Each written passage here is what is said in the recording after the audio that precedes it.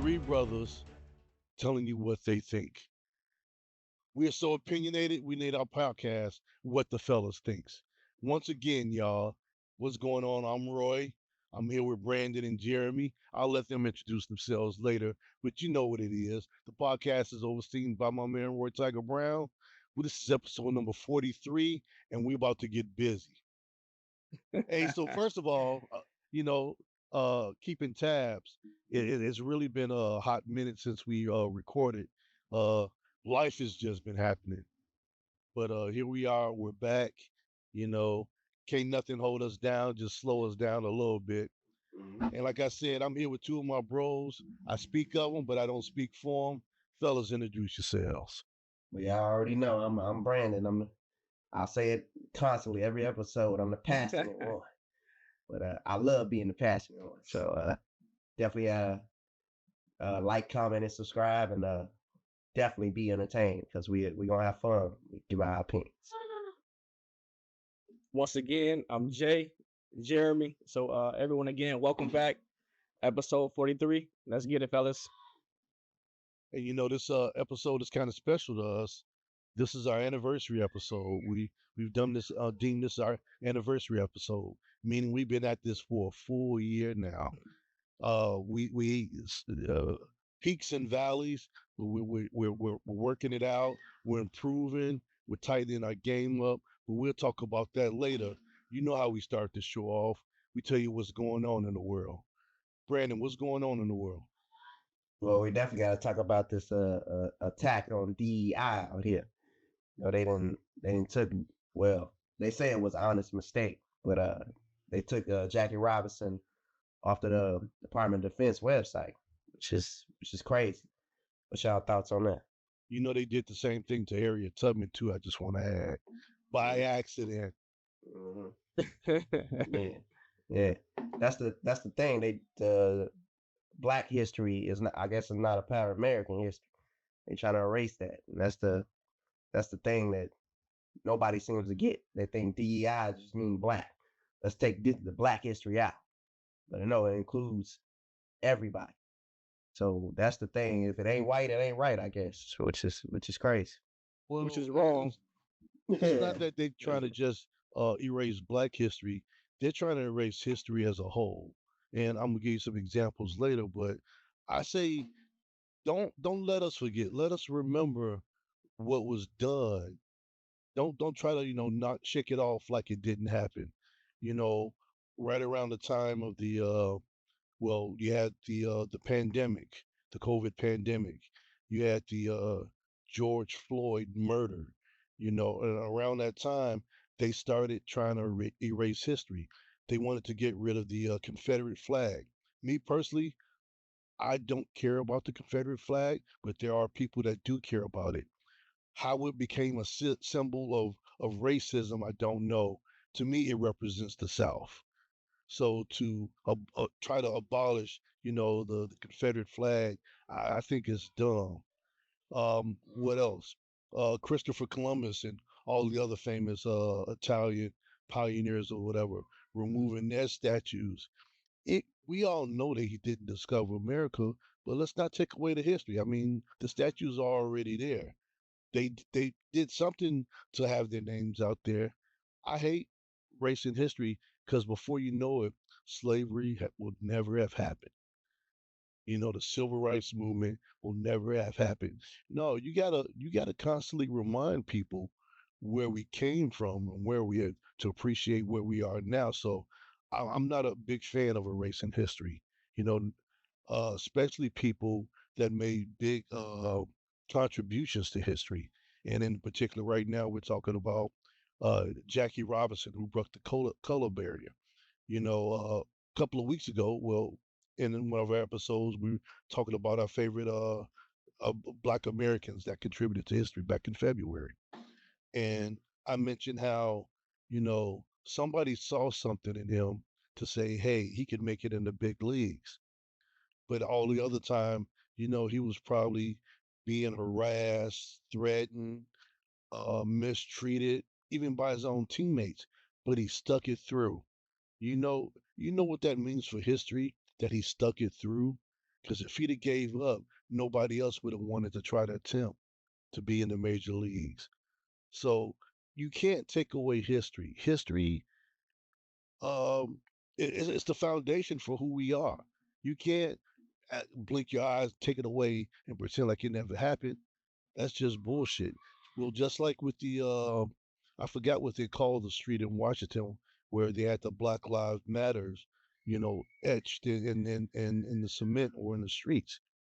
You're talking about saving money, but it costs money to remove that. Do you hate it that much that this is the exception? No, let's not hide history.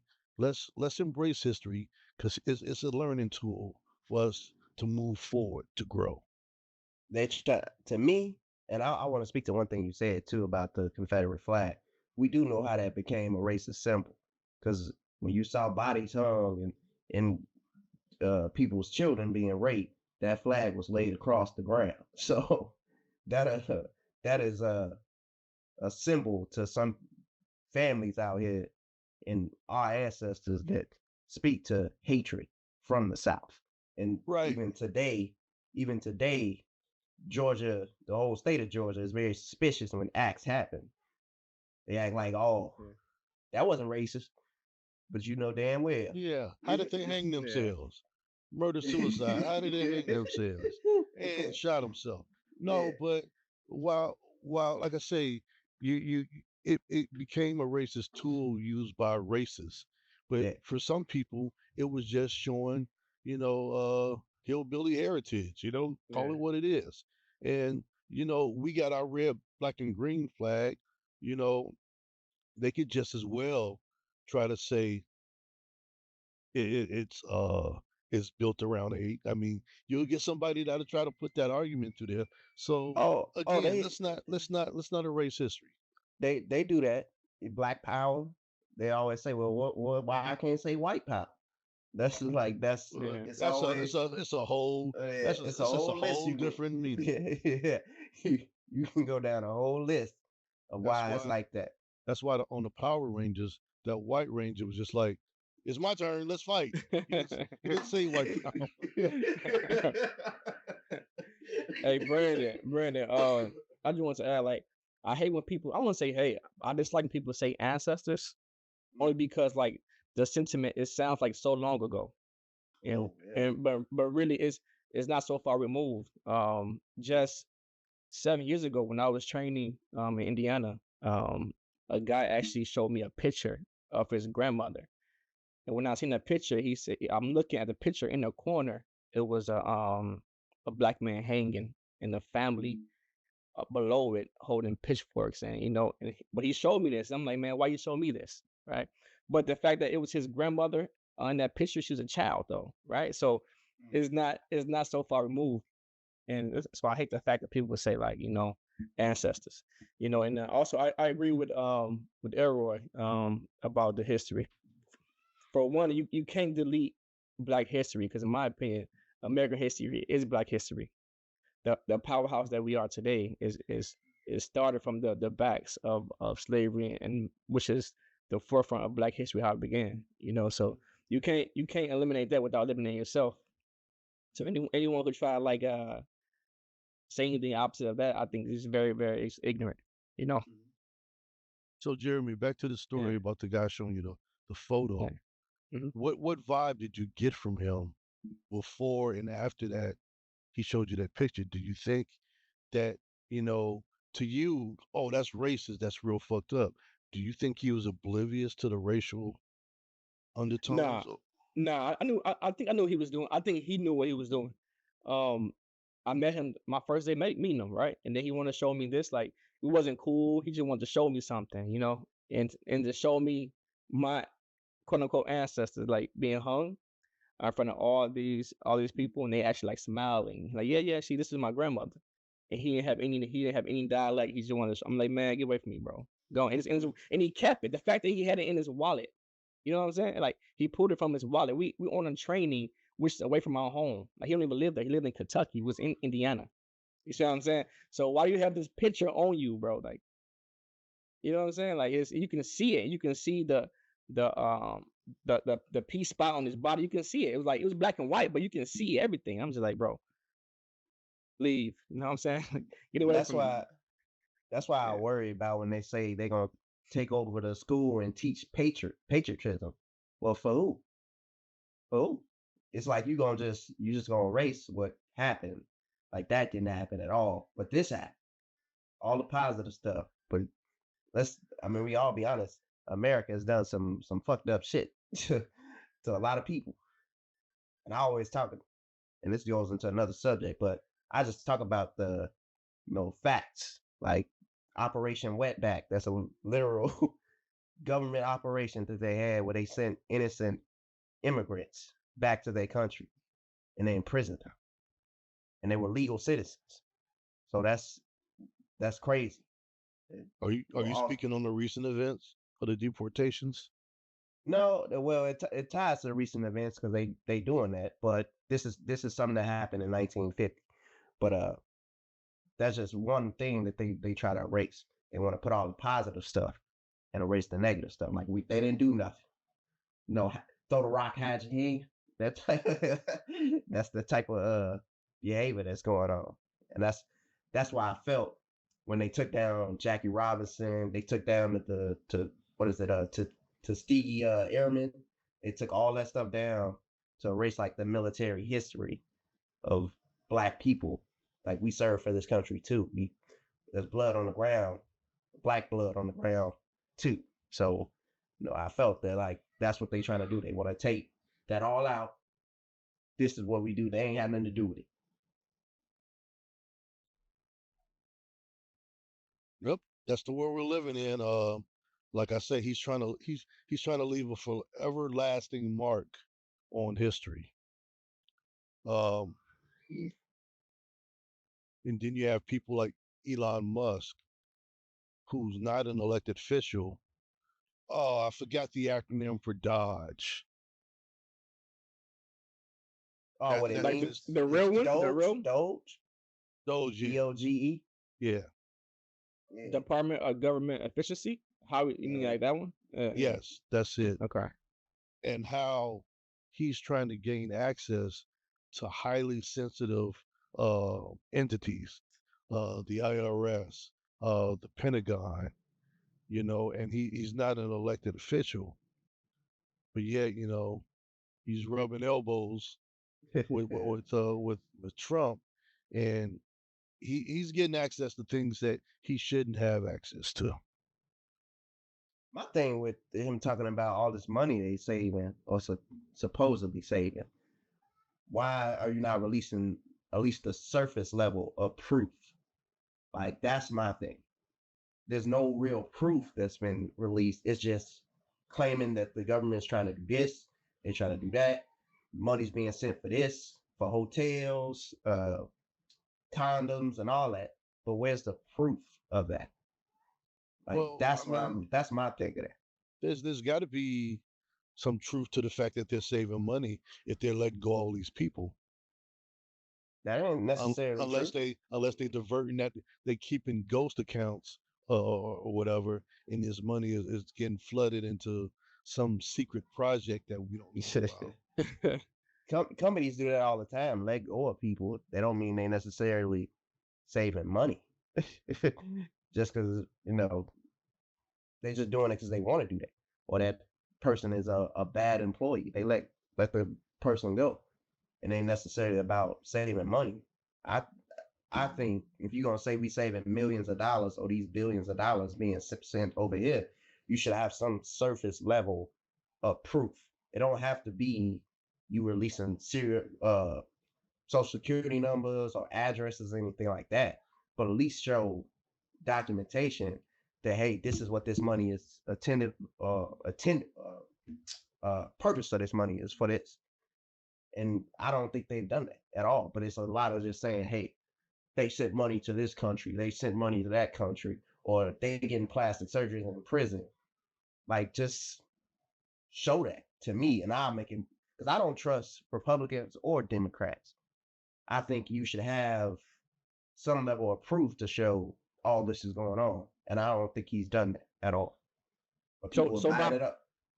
by proof, are you wanting like account numbers, route numbers, and like documentation, like receipts? Yeah, What are you looking? he wants an I, audit.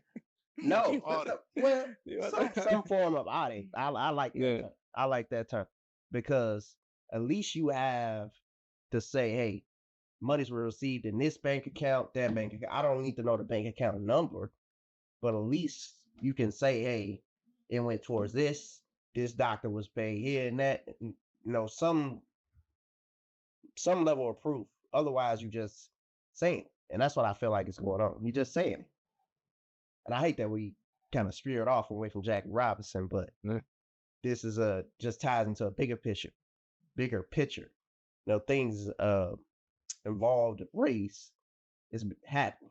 Like Donald Trump is just being so petty. He even took down Barack Obama's picture in the White House and put his own up. And I'm like, gee, the level of just like I didn't hear about that. Google it. I'll let you Google it, y'all. No, I'm But not saying it's not true. I just haven't heard about that. That's the level of just pettiness is just like crazy to me. And we'll get into the whole tariff situation too. I think that's even petty. You like singling out one country and then like, oh, I'm gonna jack up the price. And we'll get into that topic later, but it's just a level of pettiness that I don't like seeing in the government. Like that's for human interaction. The government should be above that. No. Well, I said we stick with it. We're already there, so let's talk about Yeah, the tariffs. let's talk about it. Okay. So, I mean, with these tariffs coming through, I see a large amount of spending is going to occur soon based on they call them pre-tariff, vehicles or whatever. And people that's looking in the market, they was like, okay, I'm gonna sit out a year. Now it's like maybe it's best that I purchase now because the price is gonna get jacked up. Uh, we were joking over text that you know fucking milk is gonna be $40 a gallon, but it probably won't be $40, but it's gonna be high as hell. Like I say right now, what normally is like a $5.99 container of orange juice, I'm paying $10 for, and that's based Yeah. on the weather situation that they had down there that destroyed most of their crops. So what little they do have, they still trying to make the same amount of money, with less. So yeah, they jacking up the prices to try to still turn a profit. It sucks, but I think it's I gonna get worse. people and I think we should properly explain tariffs because people think because China has 145% tariffs, they think they gonna pay that. No, the vendor who buys from China has got to pay that to get over here. And what is he gonna do to cover his margins? He's gonna Raise jack his the price. price because he has to. No company, no self-respecting company or efficient company is gonna be like, yeah, let me take that loss. No, they're Said gonna raise the nobody. price. I hear a lot of these pro terrorist people say, well, that's gonna force them to do business in the US. Well, what do you think is cheaper for a company to do? Come here, build an infrastructure, build a business, hire all these people, train these people up, or just raise the price? Raise the price. Exactly. What do you Like think I is said, easier? United States is a service. It's Mhm. not a business because all we pretty much gotten rid of all our manufacturing. We're just a service now. We're a service country. Man, I don't think people really get the fact that I really think we a hub basically. Every imports and exports come through us. Like we sending stuff out, we receiving stuff, whether it's from China, whether it's from Russia. We got all this stuff going on. So and we're kind of Well, a major if you market. ask me, we're kind of dependent on the exports from other countries. You ever seen the list of stuff that we export from alone from Canada and Mexico? Pretty much in Mexico, all our fruits and vegetables, I'm not saying all of them, but a great majority of our fruits and vegetables come from overseas. and Mexico, Pro. because we don't have the land infrastructure to do that. I mean, yeah, they got farms in California, and they're actually there's farms here. Um, that's growing lettuce. There's a company called Bright Farms. But for the most part, we're getting that stuff from out of the country. We're kind of dependent on it. Yeah, I think all countries are interdependent at the moment. Like right now, we have a global economy, right? So we need China like they need us, and vice versa. So I don't know the game Trump trying to pull. I'm still trying to figure out his game plan and how it's going to work. But I'm trying to see the silver lining, and have faith that yes, maybe in 2 years, it's going to be bad, but I think he knows, if he can't turn it around by midterms, the Republican Party is shot. Everyone who voted red, everyone is going to jump back blue for sure, because the only thing he promised was money and Money in their pockets. economy growth. So if you don't do that by midterms, and it's bye bye, you know what I'm saying? Like he cooked. And about our farmland, if I'm not Pro. mistaken, we have a lot of farmland. It's just that we don't own all of it. 50% is owned by China. Believe it or not, they own most of our farmland. Them and also Bill Gates. So Hmm. so we have it, but it's just that people have the monopoly over it, so they can have their own pricing. So I'm trying to learn more about it, but I think it's more than what people may think. Do you see as Yeah. like retaliation? I think it's Missouri, where they season China's land that they own.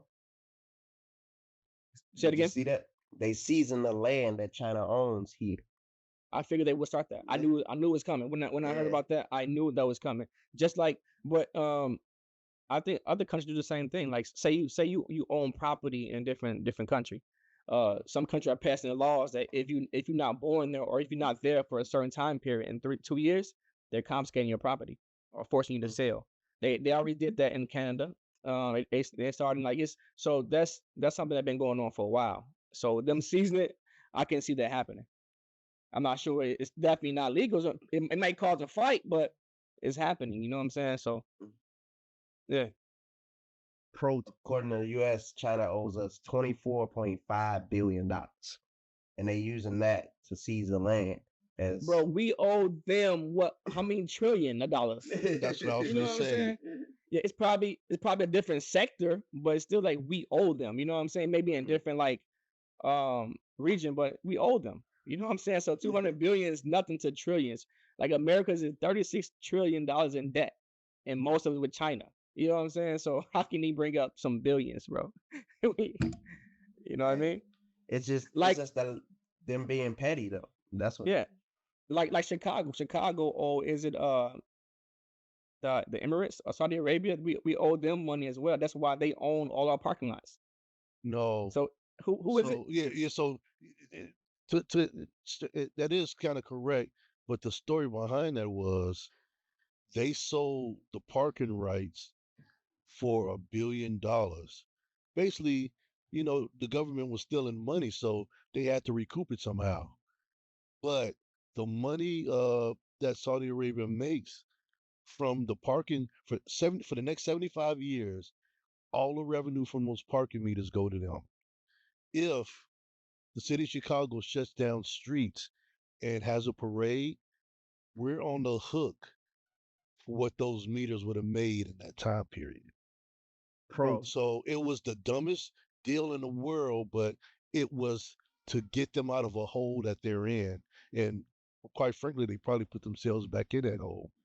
That Saudi Arabia is just sitting back collecting a nice fat check from our parking meters.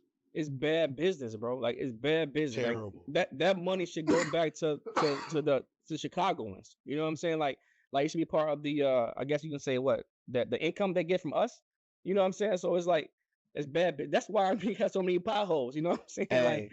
Well, You ever that and all the settlements from pro. against, well, let's put it out there, Chicago police officers, or for man, brutality or wrongful imprisonment. Gentleman just got a nice payday recently, and it was in the millions. And this is happening on a regular, just because they wanted to close a case, you know. So yeah, the parking meters, dumb deal. You know, they're paying pro these police lawsuits. Yeah, it's an all around dumb deal, and we're losing money hand over fist. Hey, whoever the negotiator for Saudi Arabia, I need you in my life. I So, need you in my life. Brandon, I just looked at the what it says. It says each year they make about $150.9 million in parking services. So For the that money next that money 75 years. and they that money should be coming back to Chicagoans. You know what I'm saying? To fix the roads, fix the bridges, whatever it is. You You know know, what I'm saying? Hey, So unfortunately, the powers that be in Chicago signed that deal, so it's an ironclad deal. Where the hey, money should be going, I agree with you 100%, but that's a legitimate deal that the city of Chicago signed, and they have to honor. it's got to be something going on because Saudi Arabia is giving the U.S. $1 trillion. I don't think that's just free money. They want something in return. So, and they the main company profit or main country profit off of us. And I'm like, yeah, that's crazy. But ain't nobody talking about that. They focus on China right now. The silent evil. Yeah, yeah, because they invest in money. Uh, I didn't notice that there are private investors in the U.S. like that invested in this country, and it's people out with mass amount of money. So to me, when I hear invest, you want something in return, whether it's more money or something else. So that's why, like, I feel like a country shouldn't have no private investors. I ain't never heard of no stuff like that, but I want to know why. That's one thing I would love to know why. Why do we have private investors as a country? good question. Yeah, Good question. So moving I, along, Yeah. pro. Jeannie Whitefeather. Did I say Oh that yeah, correct? yes you did. Yeah. You Jeannie can't just say Whitefeather. you can't just say her. What's her her husband or her boyfriend's name as well. Donald Lantz. There you Yeah, go. Yeah. Forced their adopted children to work as slaves. definitely one of the saddest things I ever read. That I mean, they were sleeping on concrete floors, had them standing for hours holding buckets of water, But running in place, and I'm like, no, I don't know. I'll try not to sound angry, but no social worker visiting this property, seeing no signs of this. Kids were malnourished, bones showing. They show no signs of like, hey, something going on. Like, So, do you want to that's just break it crazy. down a little bit more? Let's talk about races. Jeannie Whitefeather and Donald Lance. What ethnic background were they, and what were the ethnic background of the adopted kids? Well, far as I know, they're just a white couple from West Virginia. For them, you know. But the kids are five black kids. It doesn't really say where they're from. Oh no, it actually does. Five siblings from Minnesota, and they moved to be with them in 2023. So this was 2 years ago, May of 2023. So that's when all this stuff started. They was confined in sheds without proper facilities, so they couldn't even use the bathroom. They were forcing them to sleep on concrete floors, like I said, uh, perform labor, giving them they weren't giving them adequate food. They were starving them. They were while they were holding the water above their head, running in place. They were shouting racial slurs at them. And this is all the stuff that these five kids went through is crazy to me. And to think that the adoption agency social worker. Nobody noticed nothing from these kids going through all this. Like you normally, no, I ain't a component of foster system because bad people in there too. But normally they go in the house, they visit the house, they check the beds, all that.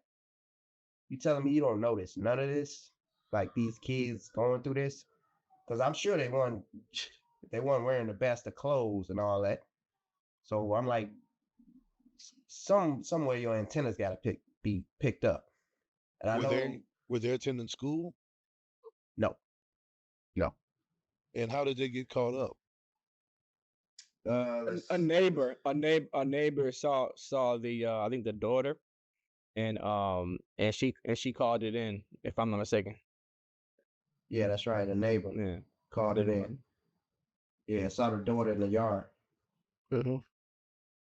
Yeah, that's crazy. But And I'm but Brandon, if they wasn't going to school, the school should have caught that in the first month. You know, so you Well, have the school board. if they wasn't enrolled, then That's how the would they thing. know? So then, then you have that. But then if not the school board, then the one about like Brandon said, DCFS.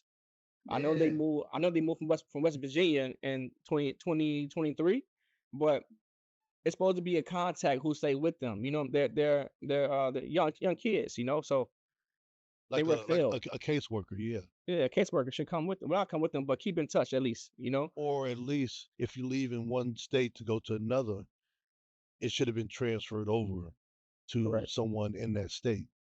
Mm-hmm. I don't know. I think it's very sad that no one paid attention to that. And it's my only real connection to this because the kids age from what my kids' ages are from 5 to 16. So it's like, and I know that range is like kids are all over the place.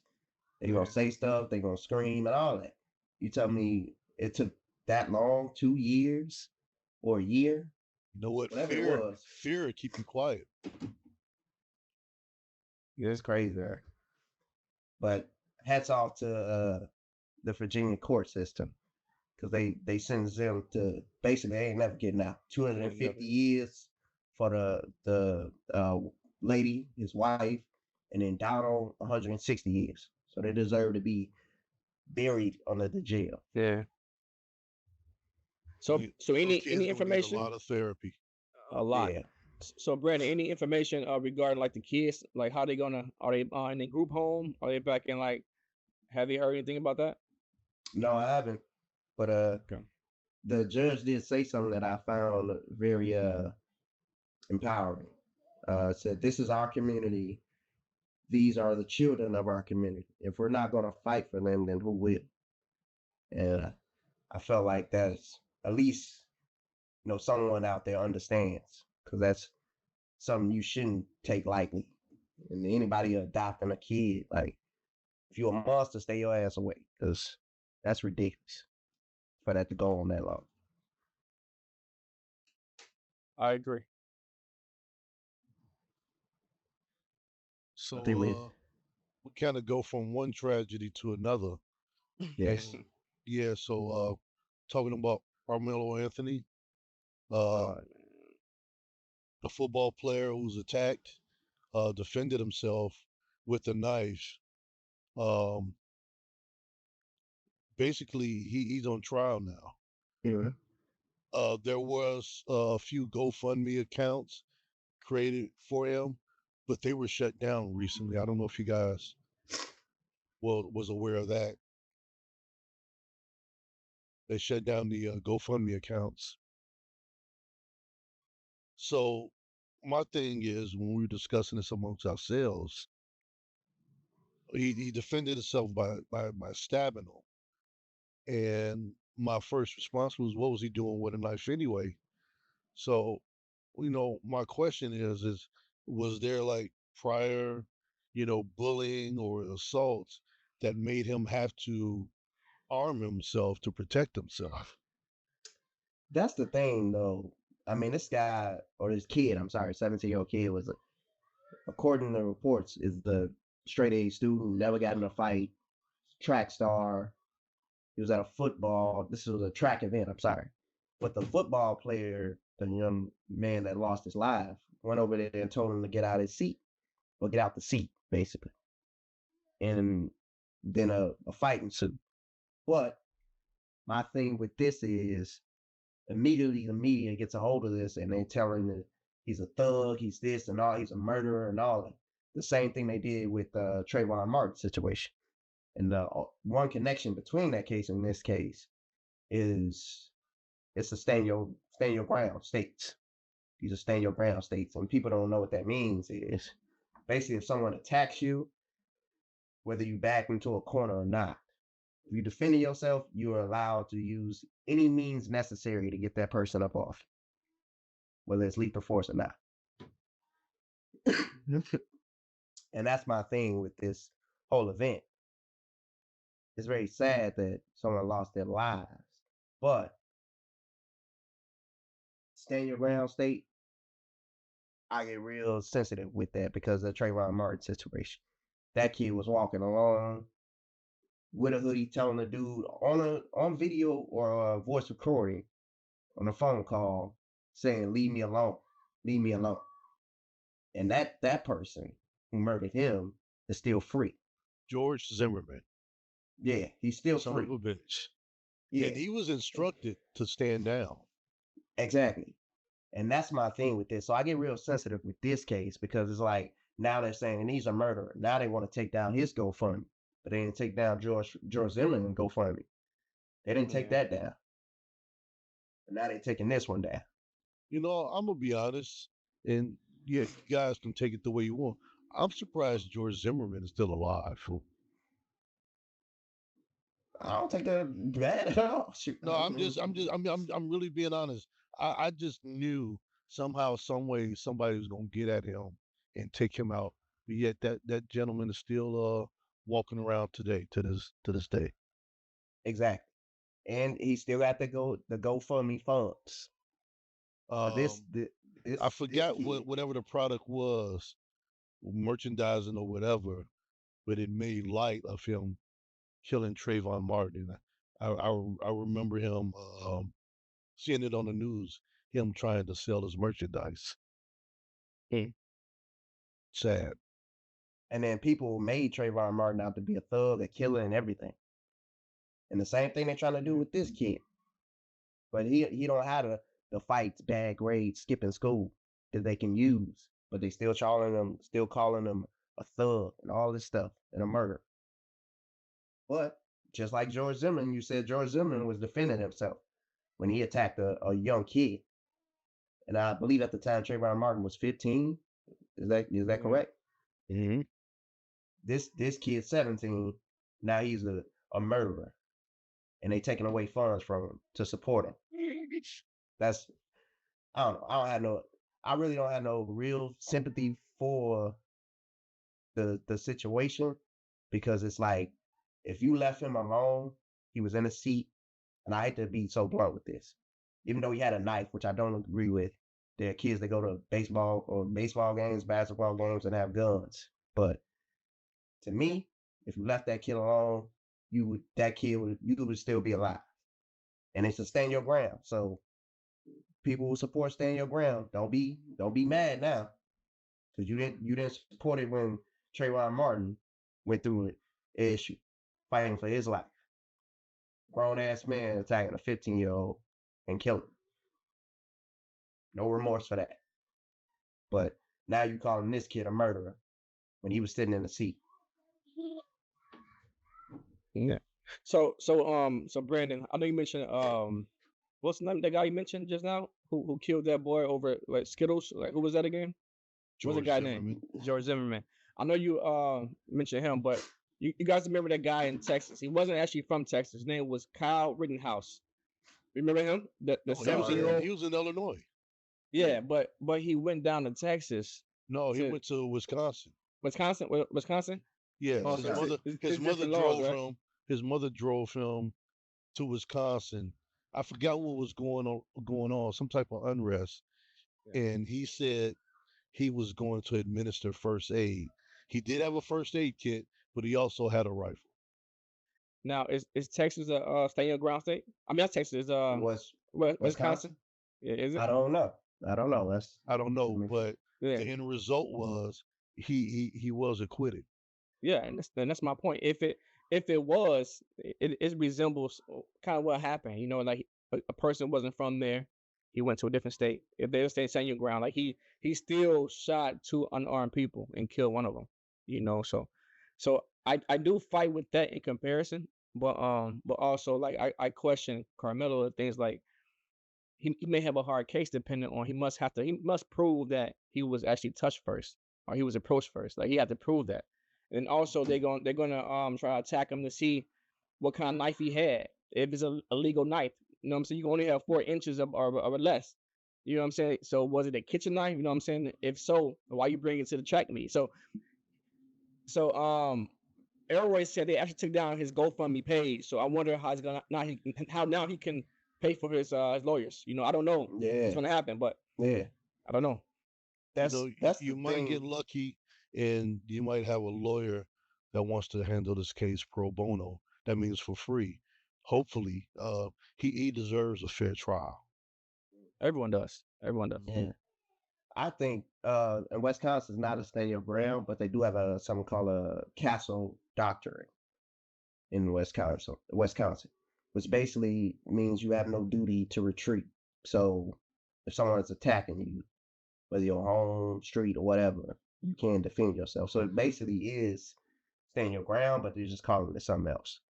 So that's the same thing. But to me, in the Kyle Rittenhouse stuff is 17-year-old should not have a rifle. It ain't legal. It ain't legal, first off. So that's one charge right there. It kind of washed over that. It kind of washed over that. And he shouldn't, it's not open carry.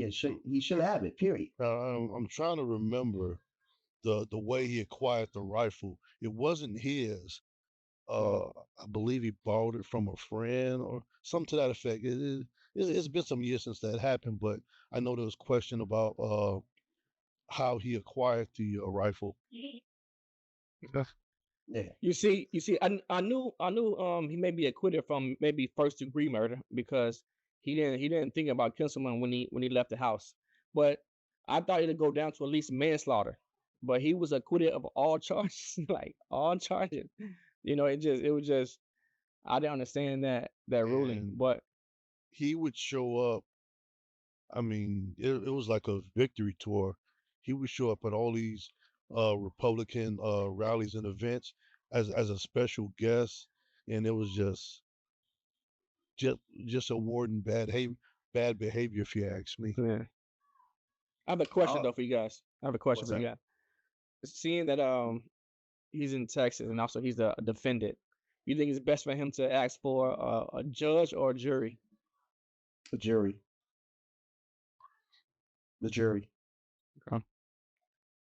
To me, to me, because I mean, I feel like that's the best way for him to get a fair trial. Because I think a judge in Texas, you could get one of them judges that is, you know, heavily swayed. I'll say that. I And agree. yeah, I that's mean, the it thing. depends. It depends on the county you in too. Depending on the county you in, you can get a But bad batch too. what's more likely? One person to say not guilty, which it has to be unanimous. So, or a judge saying guilty. I'm sorry. I'm sorry. Say that again. Unanimous? Huh? Unanimous? Oh, okay. Yeah, Yeah, you you're said it. right. You got it right. Okay. Yeah. Yeah. I know. I be the No, I stuff. didn't. You I know. didn't hear the. I didn't hear the you part. I just thought you said unanimous. Okay. Well, that's what I'm saying. I think it's more likely you'll get that one person that says not guilty than a judge saying not guilty, because I think a judge may be heavily swayed in this case, especially when you got the public label him as a murderer and all this stuff, but you didn't. I keep bringing up that Trayvon Martin stuff because I remember this kid just walking through. He had on a hoodie, so what? Everybody who have on a hoodie don't mean they out there to do bad things. But he got labeled with that, and the man followed him and attacked. But you didn't label him a murderer, even though he killed this kid. Y'all basically paraded him around, and you if he has a public appearance today, you're gonna parade him around again. And that's the thing that I just those two cases for that case makes me have less sympathy for this case, because it's like this kid wasn't even attacking nobody. He was sitting there. He was sitting there. And I heard the father say it's not a race thing. It's the media makes it look like a race thing because you ain't treating it the same. You ain't treating it the same. And I'm not gonna lie. Every time you say that he was sitting there, I'm thinking, yeah, he was sitting there with a knife. What was he doing with the knife? I want to hear that there was prior history of him being bullied. Other than There's that, none. There is none. There is debunked. There is none. He don't know the guy. He never and I, never met and, him I, before. and I'm not passing judgment, but my thing is, what were you doing with the knife? And it's not to cast shade towards him, but it's just like I teach my nephews. My nephew just got his license. You get pulled over, comply. Don't question, comply. You know, you respect the officer's wishes. Comply. Don't be argumentative and combative. I get the ticket. I just want you to come home. Don't make it a tragedy. And It always makes me a little iffy when our people say that, because it's like, damn, I done seen a white lady get out the car and be all you know what? in She in she the can I she can do that shit. yeah, but that's the thing though. Why is it just that's something I'll never understand. Maybe to my grave, No, I no, you didn't go. won't. No, you won't understand it. But at the end of the day, it's a fucked up thing. But the logical thing to do is to comply. You can complain and question it under your breath, but you can't get out and get in her face or wave, a tire iron at a police officer and not get shot. It I hate saying this. It is what it is. Yeah, it's true though. It's true. It's true, I bro. That's a fact. just a little bit of personal experience. To me, I was in South Bartlett, and people don't know South Bartlett. That's a very nice area. And I had a 2001 Trailblazer, very shitty car. You look suspect, bro, already. You No, look no. suspect. Hey, Hey, Jeremy. pull him over. Pull him over right now. It had 3,000 miles, so that means he's about to trade it in. But I had a very shitty car in a nice neighborhood. And somehow there's a lot of subdivisions in South Bartlett. So there ain't no damn stop signs. Just to let you know. But I got accused of running a stop sign and running from the police at that stop sign. Because he said, first thing he said to me, well, I turned my lights on back there, but I ain't accusing you of running. And I'm like, okay. Now he's shaking and he's looking around doing this. And imagine it's daylight. This is daylight. What the other officers like this with a flashlight. It is daylight. And running. Well, you are kind of dark. I ain't that dark. Okay, I ain't that dark. But long story short, in running, he said he grabbed my license, asked for my license and registration. I gave him all that. Took him about 15 minutes. Comes back to the car, says, well, you ain't never committed a crime before, so I guess you won't do it now. And gives me my license and takes off. So it wasn't about a stop sign. It was about you thought I was going to do something. And I turned out not to be that guy. And now you want to... Hey, Brandon, could it be you had a bogus car in a nice neighborhood? And he didn't even see you was black. So it could have just been about why you over here, bro? Like, why you driving through here? That's my thing. Those it's still a form of profiling. It's Did they, profiling for sure. did they ask Yeah. you why you was in the neighborhood? In No, running, it did not. it did not. He Well, accused me of something that, for a fact, I know I didn't do. But I never argued with him on that. There's no stop sign in sight. But that's the first thing you say. Not you're free to go. It's just, oh, you've never committed a crime before, so I'm gonna let you go. you know what? I get you wholeheartedly, Brandon. I'll take that any day.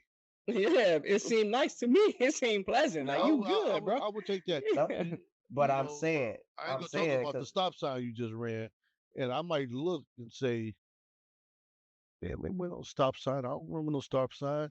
You know, I'm pick and choose I'm your battles. no, no. I'll talk a Listen, gang of shit in court. listen what I'm saying though. Normal person would have reacted, yeah, ain't no stop sign and all that. But I kept it calm, even though it was a form of profiling to me. You may not agree with that, but to me, it was a form of profiling. Like I I was going to I do get it something. that I get it that you was being profiled, but again, I mean, what are you gonna do? Shame him?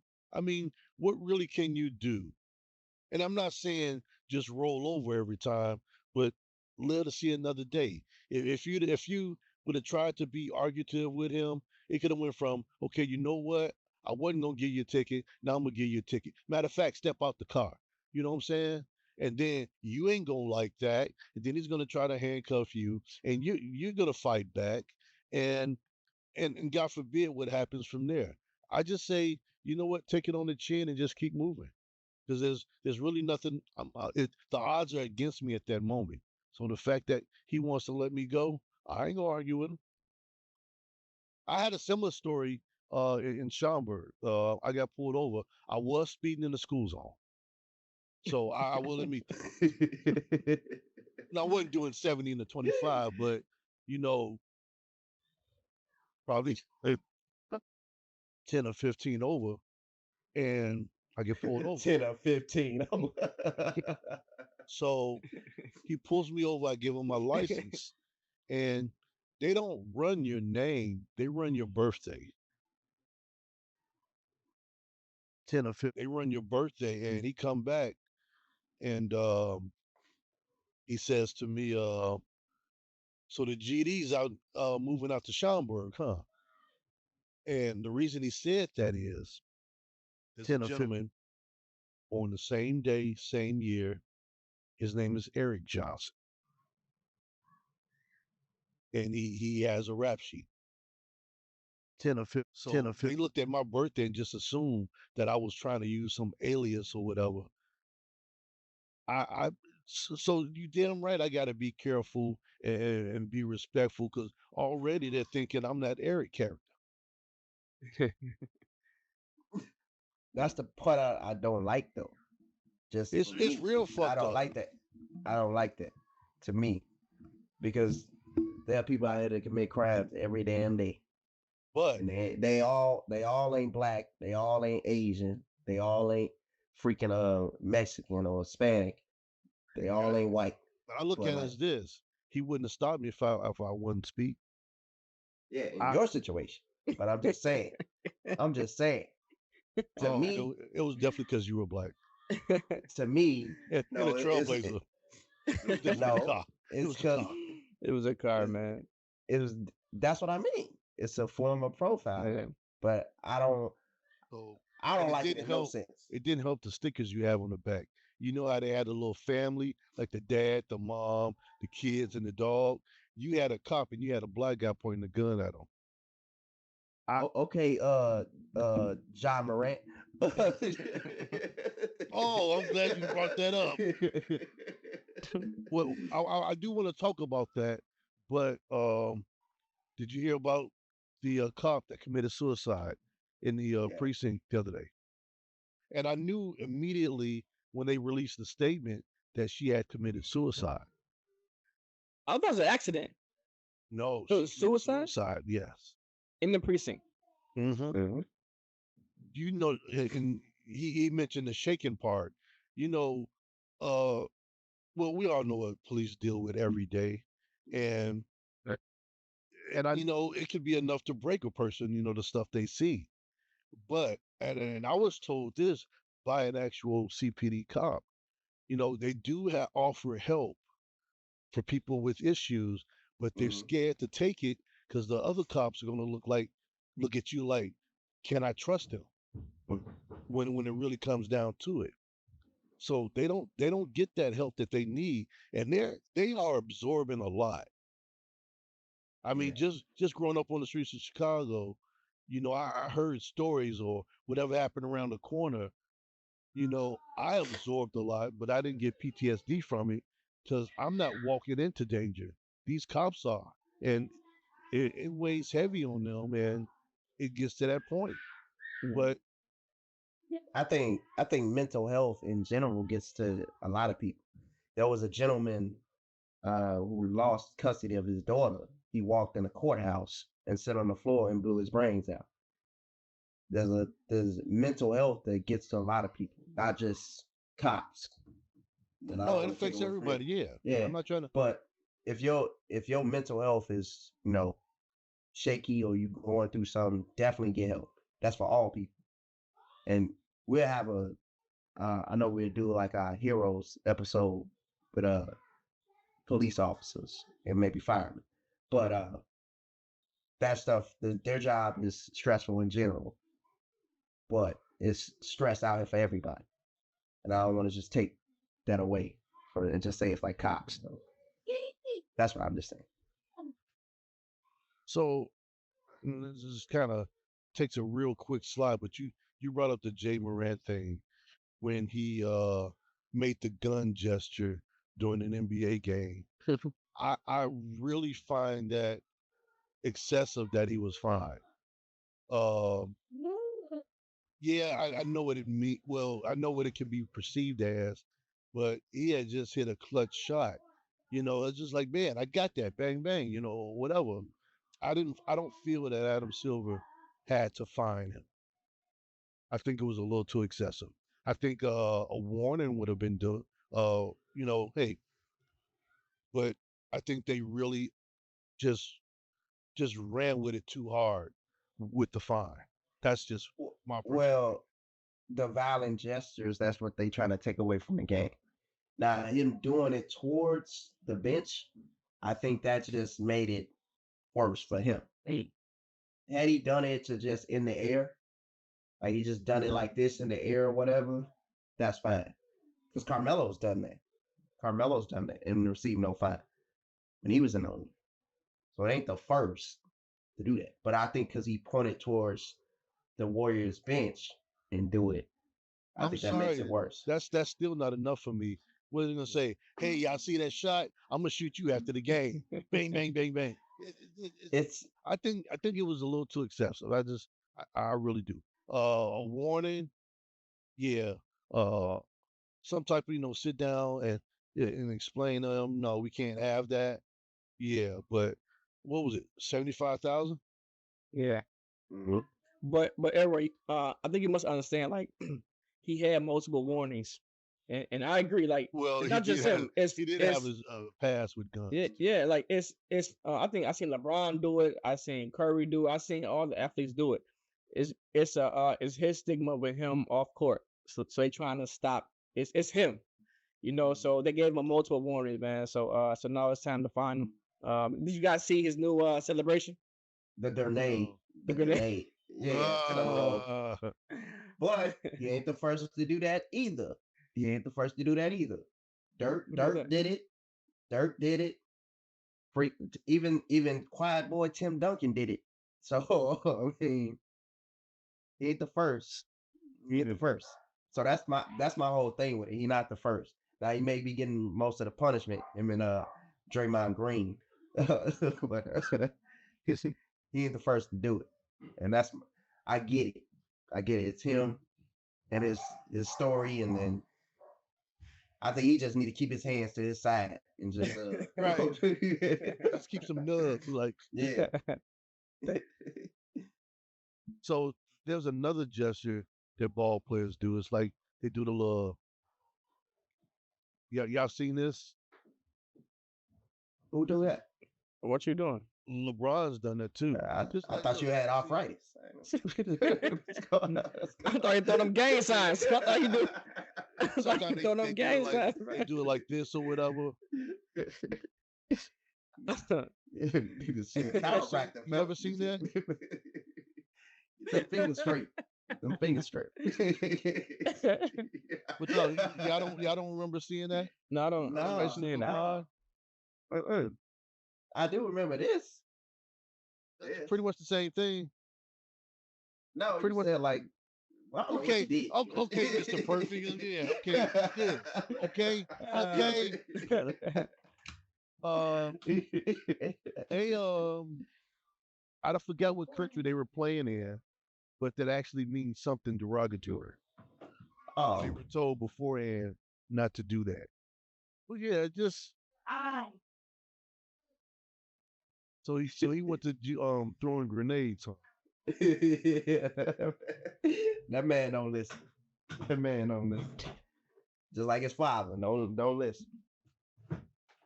Baby, I'm just like my father. Don't listen. So What do y'all guys ready think? to? Oh, go ahead.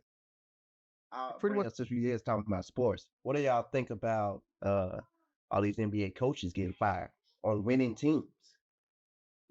Well, what about the Denver Nuggets cuts getting cut 3 games left in the season?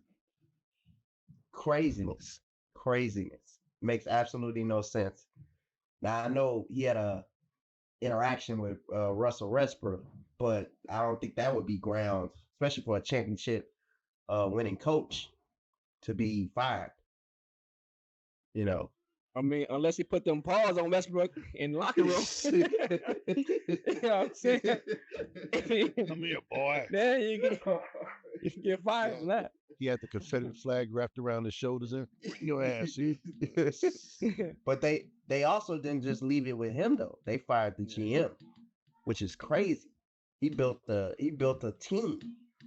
Because of that dumbass trade. Oh, I'm sorry. Never. He stuck on Bernie Garner. That's what it is.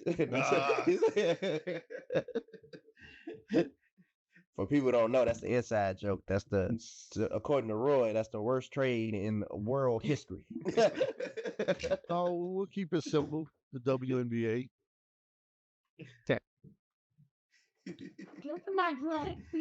Hey, I just want to mention too, since we talk about the sports in general, I am no longer a fan of Angela Reese. I think I'm gonna have to switch over. What happened? I don't. To me, she seems like the humbleness of her is just like it's not even there anymore. Like what she was when she first got in the league, that hardworking player, and she still works hard. Don't get me wrong, but just the her boastfulness now is more like cockiness, and it ain't the cockiness that you experience with Deion Sanders. It's more like you're less. Like she And I'm she's the show. face to the WNBA. Yeah, What's wrong with that? What's wrong with that? To me, and I'll use a King Griffey Jr. I quote. mean, just a year in, I think the money's going to her head, and not What the money? not the WNBA money, her endorsements. Yeah. But I'm gonna just say this though, and I'm gonna use Ken Griffey Jr.'s quote. There's cocky and there's confidence. The difference is with cocky, I got to tell you how great I am. With confidence, Show you. I show you. And to me, that's the more attractive player to me. Like that's what Kobe didn't have to say one word. Wait. So you saying Ken Griffey is more attractive than Angel Reese? He said it. Hey, that is not what He I said said. it. He said Not it. what I said. Not what I said. I'm gonna give her flowers. I'm gonna give her flowers. She's a beautiful woman. It's just the character it ain't online like it was before. I don't know what exactly switched. You know, I I need just receipts, think Brandon. You gotta tell me what more. I need receipts. Give me something. What she oh say? What she do? the just in general the short uh and I not sounding bitter, short man ain't So enough to no, hold on, because you asked me to give receipts. I'm gonna give receipts. The short man ain't enough or something like that. Something whatever the comment was, and then the whole WWA set out to The me sit is down like is what really got me. It's yeah, like she's trying to become the face of a revolution. yeah, and I'm like you're not even that though. You gotta at least prove something before you can even say that. They do it in the men's league, so why you can't treat it the same? LeBron couldn't speak up until he was 3 years in. So like at least say no, put in the work before you get the boastfulness to me. Yeah, and Jeremy, I just want to double down on the cockiness. I mean, she came over one night, and really, I just really now, and then he now, woke up. And then now he woke up. now you know, if Angela Reese came over that man's house, we'd never hear from Elroy again. He'd be a slave, whatever, whatever you want. I can't do the podcast no more, y'all. I'm in that man, Hey, that I man don't really want to slurring come every out. word. I can't come out. And y'all see me walking down the street with her in my arm and shit. Thought you couldn't come out. Keep walking, baby. Don't look at the direction. Yeah. But yeah, basketball wise, and I'm not talking just as like a person, no, but basketball wise, I ain't a fan of it. So, Because her outside, yeah, yeah. you can't be a She threw basketball me off. fan. Nope, she threw me off. She threw me off. She threw me off. Can't do it. Can't do it. Yeah, I wouldn't let her I ruin don't understand. my appreciation or my fascination about sports or a topic or anything. But yeah, Nah, that's not what I'm is a saying. she is a character. Yeah, that's the part I don't like. That's the part I But don't like. I'm sorry. character sells tickets, man. Like at least she been like genuinely. I think she's being herself. I think she had that image before. I think that pretty What girl tickets like did they soft folk sell? image. What It's tickets did they growing. sell? It's growing. What do you They mean? It's still growing, $200 bro. million in loss. So, Yeah, Look, that's this year. They have a they contract coming. they made when they set the schedule for them to play the Fever here in Chicago, they moved it from their arena to the United Center because Tell they them, know Elroy. they can sell out yeah. the United Center. That's why I say it's too premature to be talking this strike shit. You're growing. You're LeBron, gonna even grow more. You know, when Juju get in the league, it's gonna be fucking phenomenal. You're in the growing stages right now. It's too early to be talking that holdout shit because this is gonna be like the WNBA. Who? So Brandon, and Elroy, you may know too though. So last year they was in a negative. They was in the red last year. Hmm. How much? They 200 million. 200 million.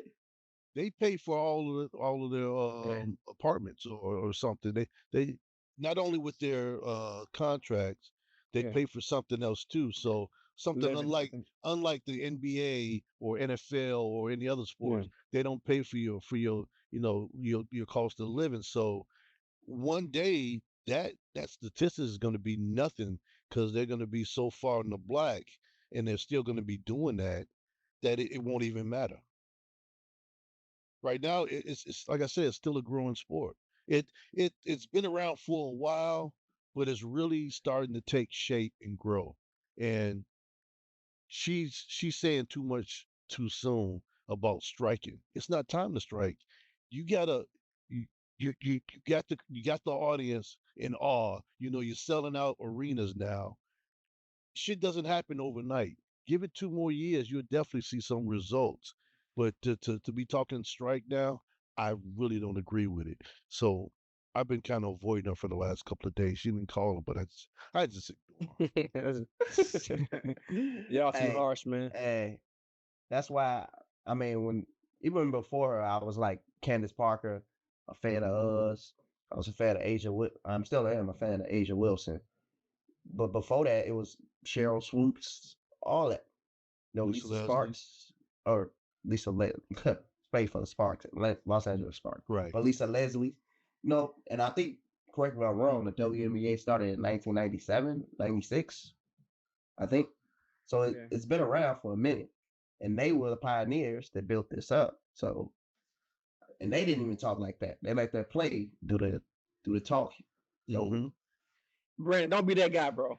Don't be that guy, man. Like don't turn to an old head so quick. You know what I'm saying? Like What's wrong with being old head? appreciate characters, bro. Like appreciate characters. Yeah, we never seen it, but it can be good for the WNBA, bro. Like having someone was that you outspoken. talking like she Dion. Yeah, I'm saying she ain't prime time. I think Not she yet will be. anyway. I think she will be, man. I like her ceiling. You know what I'm saying? So I think you guys been too harsh on her, man. Like, I think her character is fine. You know what I'm saying? Keep grinding. Whatever she want to do, that's her prerogative, bro. Hey Roy, Jeremy follow her on Instagram and Shit, I do too. You see, game I honestly. think she was at a Bulls game and she had them Daisy Duke shorts on. And yeah, the dude, he didn't give a fuck if she saw it. He was staring. He was checking that out. Then she was like, good, he's so nasty. And then Shaq tried to shoot his shot. For real? Yeah. Oh Lord, Shaq, come on, man. Come on, man. You more than double her age. Reggie, son. I mean, sit down. Sit down. So Shaq ain't here to defend himself. So For real? hey, so are you ready to go into the funny video segment? Well, before that, we gotta talk about our anniversary, No, if we was gonna do that next, see, you done fuck. I can't. I take ownership. I take ownership of that. I take ownership of that. I fucked it up. But yeah, we're gonna do the funny video segment, which I did say before pre-production that we're gonna switch that around and do the funny video segment. I'm sorry, I didn't listen. I'm sorry. I didn't listen. My ears just big, but they don't work with it. Order operations is without that is just chaos. Motherfuckers gonna go on the red lights. It's just chaos. For real? Ready? Yeah, so I go and share it. For real? Things this? We do that? No, we don't. We do see that serial killer in the corner. Let me show them one time. Hold on. All right, there we go. Y'all see it, right? There we go. Cool. Put it back. What's that Pornhub icon at the bottom? hey, watch out. You're looking too hard, bro. You're looking too hard. All right. Big booty Judy. What? Y'all ready? Yeah, we're ready. Give me your money, bitch. Oh, calm down, bro. You calm down. Just hurry up. Are you a black guy? Are you serious? What? What? Just because I'm robbing you mean I'm black? Well, I mean, Why would you think that? I don't know, maybe because you're robbing me and you're black? How you know I wasn't a white guy? Because, bro, you talk black. Excuse me? Talk black. Sorry. I mean, talk African American. I didn't know black was a language. Look, man, I didn't mean to offend you, okay? I was nervous. How would you feel if I just assumed you was a gardener? I am a gardener. How would you feel if I assumed you was in a mariachi band? I'd be fine with it. I love mariachi. How would you feel if I assumed you was illegal? Oh, okay. Calm down. That's too far. Who have you been talking to? Doesn't feel too good, does it? Okay, well, how would you feel if I assumed you need to pay child support? How would you feel if I assumed all you did was get drunk and watch soccer? How would you feel if I assumed you only eat chicken and watermelon? How would you feel if I assumed you only eat tacos and fajitas? Well, how would you... Damn, I could really go for a taco right now, actually. Hey, actually, I could do the same. There's actually an amazing taco truck down the street. Oh, really? I gotta check that out. You probably won't like it, though, because they don't have grape soda. You know the difference between a Hispanic and a stoner? What? Stoners have papers. You know the difference between a black father and a boomerang? What's that? Boomerang comes back. What's your favorite band? One Direction? What's really long and black? The line at KFC. That one's kind of funny. I like that one. It's good, right? I like One Direction, I'm not gonna lie. It was a good one, right? Yeah, it wasn't bad.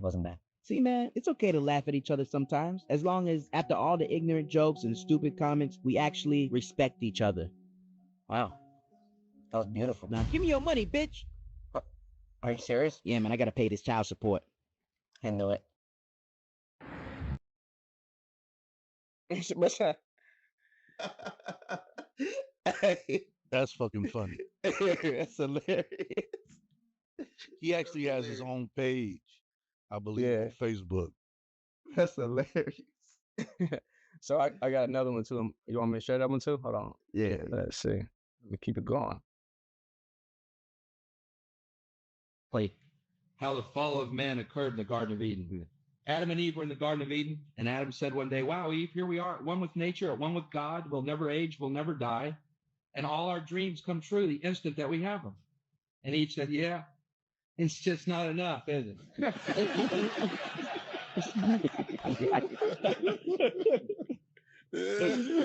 Wow.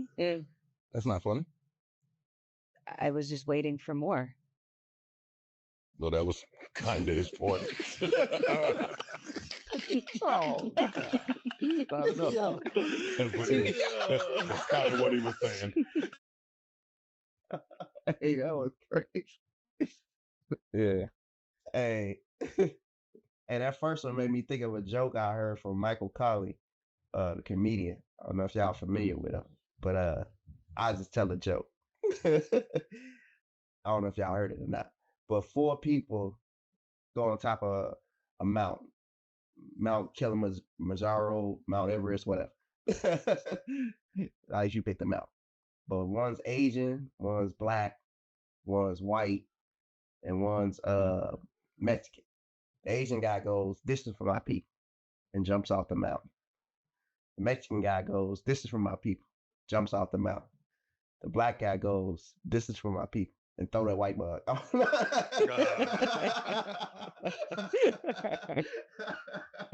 Michael Colley, that's a great comedian, y'all. I know. Look him up. Yeah, look him up. Wow, that was great. Some funny video segments. I wonder what we should do after that. I wish there was a list that we could follow that would tell us what we could talk about next. I am a rebel. I am a rebel. No, seriously. So, hey, this is our anniversary.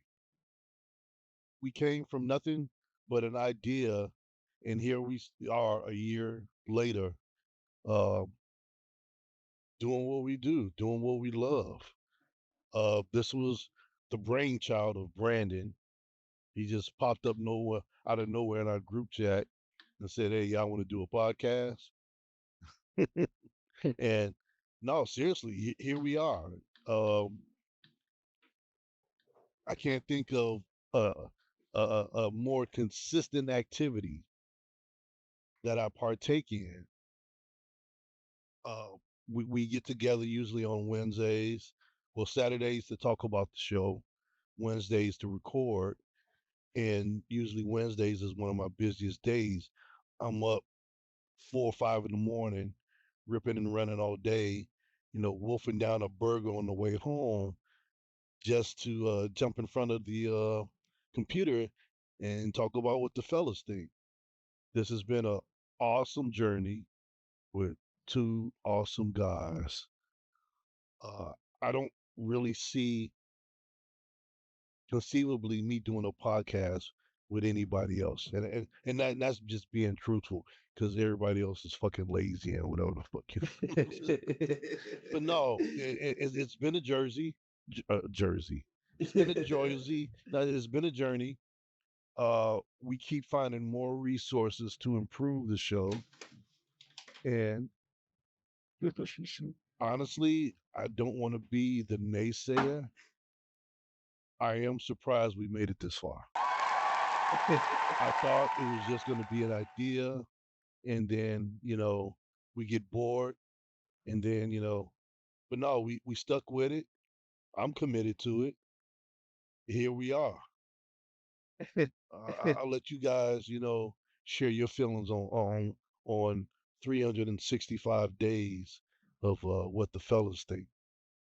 Well, when I originally brought this idea up, it was just something I felt like, man, who could I, in my mind, I'm like, who could I do this with and enjoy, have the laughter, the brotherhood with, and no matter what topic, if we disagree on or whatever, we always like this, no matter what.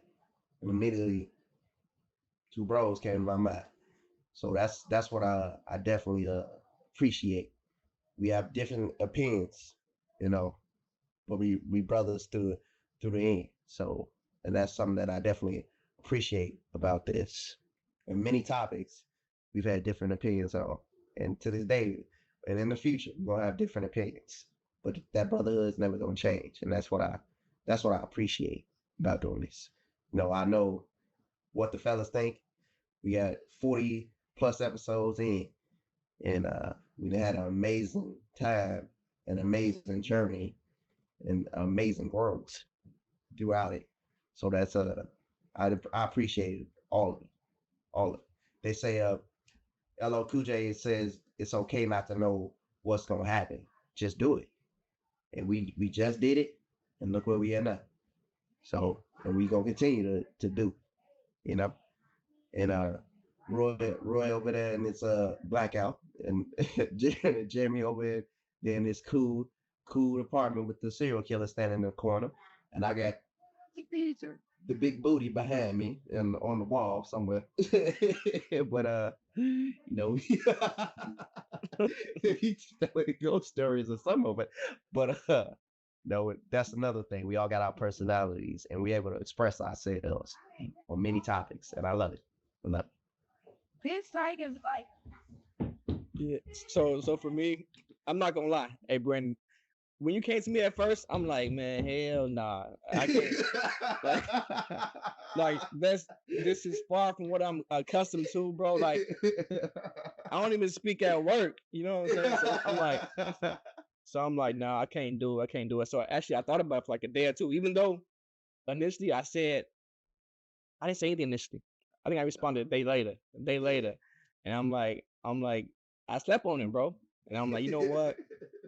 Bro, I'm gonna face my fears because like it's something I always wanted to do, and I think it actually helped me. It's helped me actually with work with everything. So it's a blessing to be with you guys, man. I want to appreciate even the invite. I'm not sure it was immediately like you said. He probably had another guy that said no when he came to me and Errol, like, you know what, y'all free? You know what I'm saying? Right. No, I literally.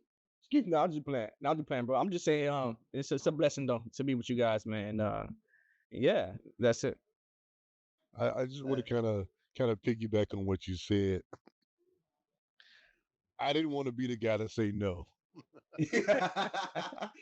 I'm not gonna lie. Yes. But at the same time, I was going through a serious rough patch a year ago this time, and it turned out to be the best distraction till I got out of that storm. But yeah, I really wasn't like I am now. I just like I don't want to be the one to say no. I said we're gonna try it out, and then when we call it quits, at least I didn't say no. Yeah, I mean, and yeah, that's the God honest truth. Yeah. It turned out to be a real great distraction, and again, the growth. We're a year in, fellas. Next year we're gonna look at it, and we 2 years in. So definitely great times, man. Great times. Yeah, so we only got one trademark violation. That was because of me. See? I'm shooting for a suspension. Nah, don't say that. No, not the whole podcast. One where I have to sit out because I broke some type of FCC regulation. It's a punishment. So that the next episode I come on, I have a piece of black tape in the form of an X across my mouth. Yeah, I already got it thought out. I got new props too. I got props I haven't unveiled yet, but they're coming. I got to use them. I paid for them. They're coming soon. you been on about your take off. Yeah. So in one of our discussions, we talked about what was a standout moment for you guys, during this 40 plus episode journey. Let me say, From you want to go first or you want me? Go first. Doesn't matter. Oh, wait. Mine was just that I believe it was our third episode. We had some real estate people do I went to college with Bobby Williams and his wife, and just the fact that neither one of us really did interviews before, but it kind of flowed naturally, and it showed like how we can do this thing. You know, we have people on, we can interview, we can have questions, we can laugh and joke. Like this is gonna be really standout for us. And that's what one thing I remember because that's our starting point. I think it's our third episode. That's our starting point. And I was like, man, this gonna be nice. It's gonna be real nice. That's just for me. So for me, it was far later than that. It was episode 35, the Black History Month, and the reason why I say that because like even though I take my time, I do my research, but on that episode, I actually like spent hours like deciding who I want to go with, and I put time into it, and then um it gave me good product for myself in my own mind, right? So I had a lot to say about the three people who I thought was good for me. So I would say episode 35, and then episode 36 was like our dating episode, Yeah. I thought that was something different, a twist, and it's something that we should possibly like get back to one day. Oh, definitely, yeah. And that's it. So for me, I got several,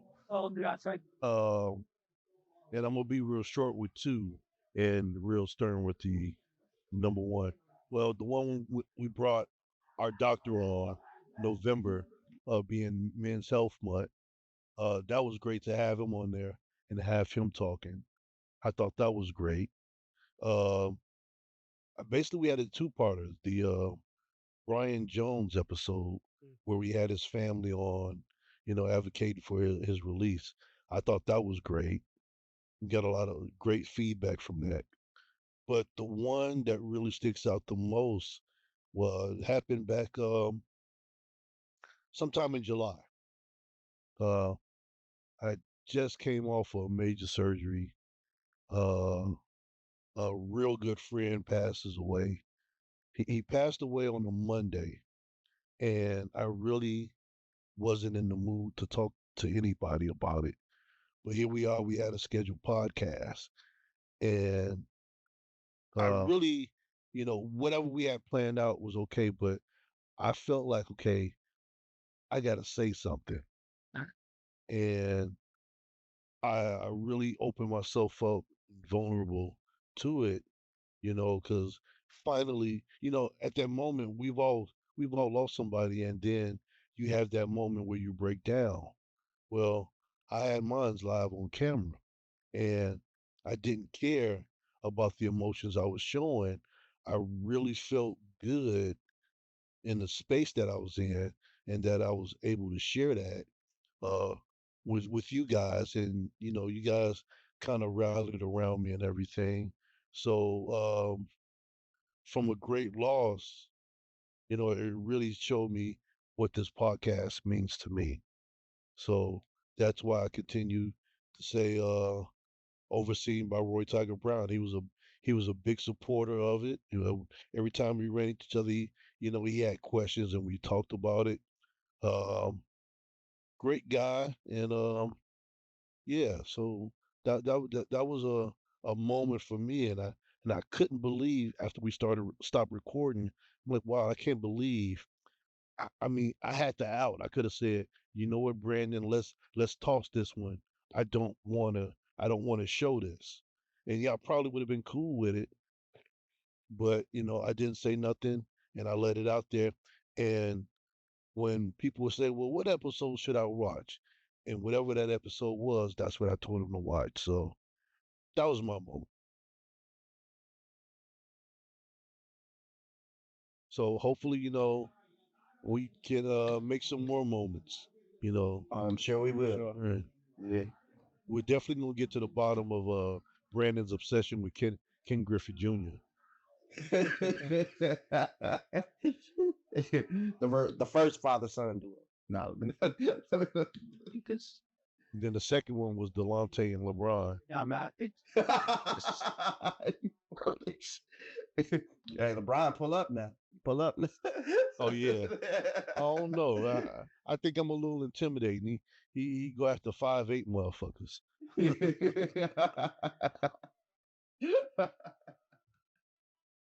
Yeah, that's still some a chicken shit action. Okay. Fun facts. With You got them. I got them. We all got them. Fun facts. It's super thin.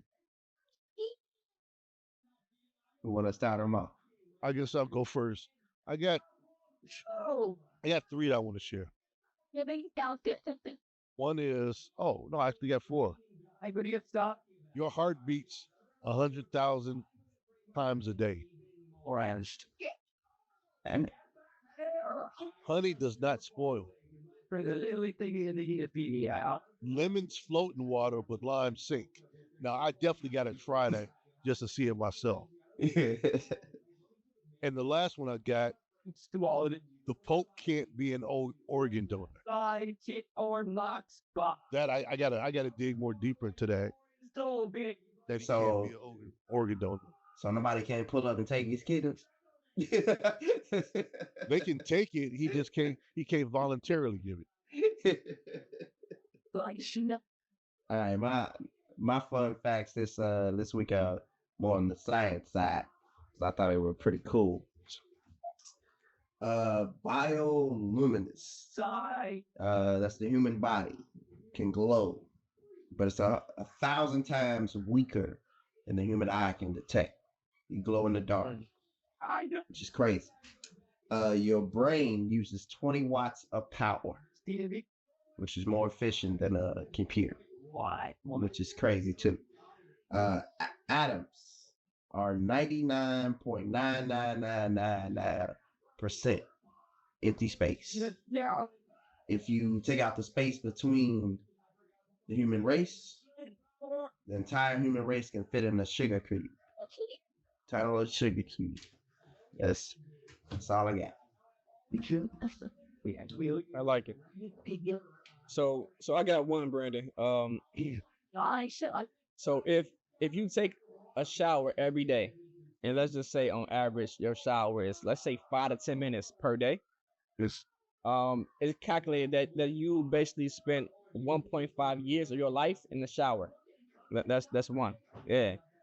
So Damn. also, if you think about, so if you spend 30 minutes a day prepping for work or to go cook, whatever, like just prepping, right? 30 minutes in one day. It's it's calculated that you spend 4 years of your life just prepping. Just prepping to go to work, just prepping and go cook. So minimum 4 years, man. I think that's crazy to me. So Yeah, that's kinda- I six don't and a want, half. I don't want to think about That's- that because I'm That's 6.5 already years. obsessed with time. And not wasting time. So now I'm gonna be like, fuck it. I'm just gonna get some Grubhub. Fuck Uber Eats. There's a movie with Justin Timberlake and what they got time on their wrist. They use it like currency, and that it's Great movie. profound because like literally you would think about everything you do if your life is on the line, like riding the bus, walking down the street, getting this food, getting that food, eating this food. If your life was currency, that's crazy. That's crazy. So Elroy, if you haven't seen it, it's called In Time. Yeah. In Time. No, I'm It's a about to great check movie. it out. That Yeah. would it's probably gonna freak me out even more. But I feel like Yeah. I gotta see that. Yeah, check it out. So now we heading to the gentleman's club. On today's video, we're going to dive into a topic that will upgrade your lifestyle and your dating life. The 10 attractive hobbies I believe every man should learn. Now, we all know that style and grooming are key, but adding the right hobbies to your arsenal will take your appeal to the next level. And what we're going to be talking about today aren't just pastimes. They are things that will exhibit your confidence, creativity, and your ambition. So stick around as we talk about the hobbies that will make you more interesting and more appealing to the ladies. Now, if you're new here, welcome, Jeff, your style OG. On this channel, we discuss various men's lifestyle topics such as style, dating. If any of all those topics interest you, I invite you to subscribe, tap the notification bell, and join us. And to my returning friends like Ronnie Morgan, salute. First up on the list of 10 attractive hobbies I believe every man should learn is one of the most powerful known to man and one of my prized secret weapons. Please do much more. Reading. First off, reading will expand your mind and your knowledge base. It will enable you to engage in deeper and more meaningful conversations. And trust me, women love a guy who can stimulate their mind. Plus, reading shows that you're curious, disciplined, and always looking to better yourself. Traits women find very appealing. And it also allows you to exude confidence and ambition. And here's something a lot of times people don't realize. When you find yourself coming across someone who's very smart, he may not have been blessed with high intellect genetically. He's oftentimes developed intellect through reading. Whether it's fiction, history, or self-improvement, the right book can help you grow. Let's face it, there's something undeniably appealing about a man who's smart, thoughtful, and has interesting stories to share. So grab a book and level up. Now let's chop it up a bit, pun intended, about why learning martial arts is a hobby you should put some time into and why it impresses the fairer sex. First off, learning martial arts isn't just about self-defense. It's about building your confidence, discipline, and control. Training in martial arts shows that you can be focused, resilient, and you're not afraid to put the time into improving yourself. And one of the most appealing things about learning martial arts, it allows you to exhibit a great balance of strength and composure. Very appealing to the ladies. The strength and composure that it takes to learn a martial art is a powerful combination. Once again, pun intended. Plus, it keeps you in great shape and sharpens your mind. So whether you choose to learn boxing, Muay Thai, or Jiu-Jitsu, it's a lifestyle that shows you're grounded, confident, and able to take on any challenge that comes your way. Now let's talk about a hobby that can improve you, your home, and your prospects. You want to take on some DIY projects.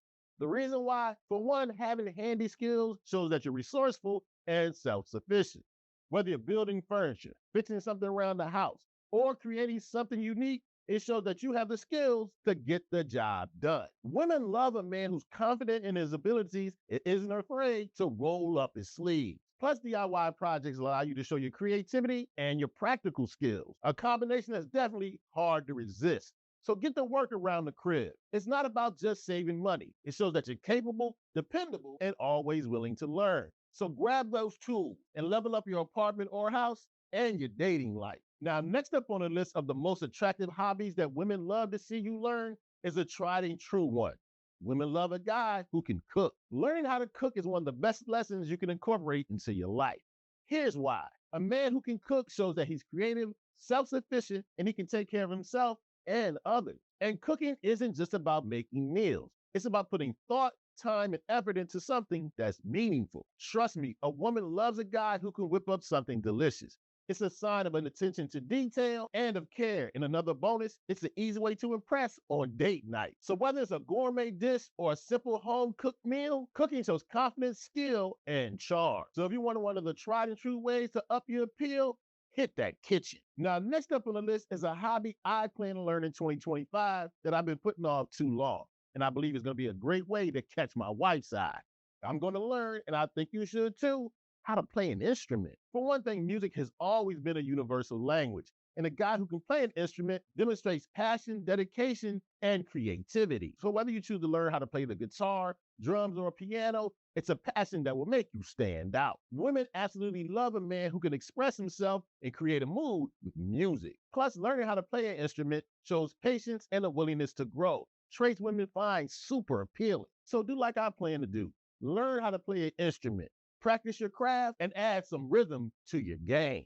Now, next up is an attractive hobby that I believe everybody should endeavor, a woman, man, or child. I strongly suggest you learn a new language. Learning a new language is a powerfully useful tool, especially in our ever-connected world. Learning how to speak a new language shows intellect, ambition, and discipline, all traits that women love to see in a man. Plus, it opens up the door to new cultures and experiences, which makes you more worldly and interesting. Not to mention, learning a new language is very useful, especially for boosting your career. Whether you're traveling abroad or just impressing someone with a well-turned phrase, learning a new language shows you're not afraid to step out of your comfort zone and challenge yourself. Plus, let's face it, being bilingual or multilingual is very smooth. So grab that language app or that book and add some international flair to your game. Knowing how to speak more than just your native language is a major upgrade. Now, next up is a hobby that more men should learn that I've loved my whole life. And trust me, women find it very attractive. You definitely want to learn how to dance. Learning how to dance not only is a fun pastime, it makes you more sexy because dancing allows you to show off your confidence, your rhythm, and that you can be in sync with your body and with hers. And it really doesn't matter what kind of dancing you learn. Hip hop, salsa, ballroom. Knowing how to dance is a skill that instantly makes you stand out and elevate your charisma level. Women love a guy who's comfortable with himself and isn't afraid to have a little fun on the dance floor. And dancing is a great way to connect with others, whether it's for a night out on the town or a romantic moment. So don't be shy. Hit those dance lessons and add some smooth moves to your repertoire. Now, next up is a very important hobby that isn't just about yourself. It's about the community at large. And it doesn't hurt that women love to see a guy engaged in it. Do some volunteering. Volunteering, of course, is a hobby not only for you, but for others as well. Taking the time to help others shows empathy, selflessness, and a sense of community. Women love a man who's not only focused on himself, but is looking to make the world a better place. It's a very appealing trait to have the ability to look outside of yourself and wanting to make a positive impact. And volunteering shows your ability to connect with people from all walks of life. It shows that you're grounded and compassionate. So get out there and engage with your favorite charity. Take the time to mentor someone. It demonstrates leadership, kindness, and responsibility. Things that not only help your community, but also women notice and will find you more appealing. It's a win-win for everybody. So find a cause that moves you and get involved. Now, next up is an attractive hobby I believe every man should learn that's been catching a lady's eyes for century after century. You definitely want to learn how to paint or draw. Painting or drawing are not only some of the best creative outlets, they allow you to show not only creativity, but emotional depth and an ability to express yourself in unique ways. So whether you're sketching a portrait or creating abstract pieces, painting or drawing allows you to tap into your imagination and adds layers to your personality. Plus, no doubt, women love a guy who can show vulnerability through his art and it can spark some very interesting conversation. Plus, painting or drawing are a great way to unwind or stand out from the crowd. So grab a pencil or a paintbrush, allow your creativity to flow, and add some artistic appeal to your life and your game. Now, next up on the list is an attractive hobby I believe every guy should learn that helps you get your butt off the couch and move a bit. You definitely can't go wrong taking up hiking or camping. Now, in my opinion, getting out and hiking or camping is something beneficial we should all embrace. First of all, being out in nature shows that you're adventurous, confident, and up for a challenge. Hiking and camping are about disconnecting from the everyday chaos of modern life and embracing simplicity, which is a trait that exudes confidence and balance. And women, trust me, find that very appealing. Women love a man who's comfortable in the outdoors and is able to enjoy his life without all the modern distractions we all experience throughout our daily lives. Plus, when you go hiking or camping, especially with that special lady, it's a great way to bond over shared experiences and build great memories. So hit the trails or set up a camp and elevate your outdoor game. Not only is it attractive, hiking and camping is a lifestyle. Okay, so there you have it. 10 attractive hobbies I believe every guy should learn. Now do me a favor, let me know in the comment section any hobbies I left out of today's video that you believe can help the Stology family's life and their dating prospects. And if you enjoyed this video and found it informative, I highly recommend you check out a recent video I did about 11 things us men waste money on. You can check it out right here. That's the So second. now on to our next segment. This is kind of new. The record shop. You know, it's where we share with you recommendations for some stuff, music that we got in our playlist. Um, Brandon, what did you pick? I picked the album that kind of, like all my music, really speaks to my vibe. It's called Lows by Mike. Now, it's one of those albums you kind of listen to like mellow out. And the song I chose is basically a song if you're having a bad day, it's definitely gonna pick you up. Jeremy gonna share his screen. That's somebody's cue.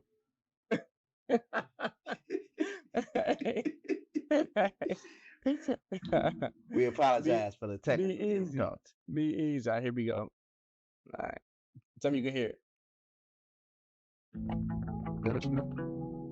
Yeah.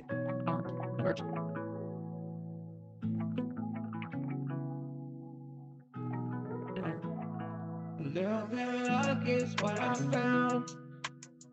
Yeah. Just look me up when I'm down. Yeah.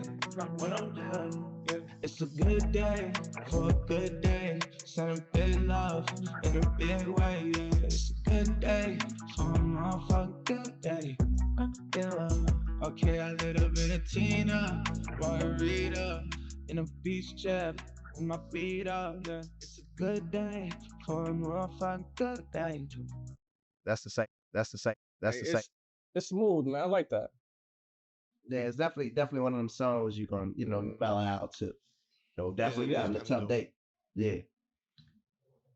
The whole album really is basically that's why it's called the Lows. It's definitely a pick me up type of album. Yeah.